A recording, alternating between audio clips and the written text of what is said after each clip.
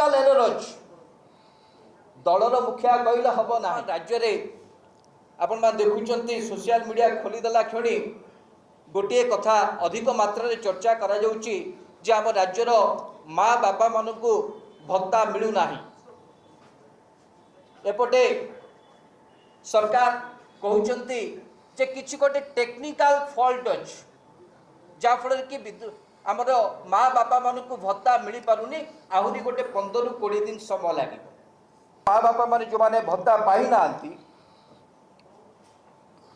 जो दुईटी स्कीम आधार भत्ता पाउचंती गोटे ला मधुबाबू पेंशन योजना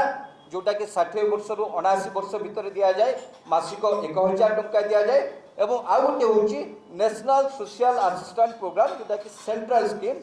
एनएसएपी जो माध्यम रे कि 80 वर्ष रो माँ बापा मान को 3500 टंका लेखाएं दिया जाउछ तो आम स्पष्ट भाव जानवा चाहूँ 15 दिन तले दलर मुखिया मनमोहन सामल कहले जे टेक्निकल एरर अछि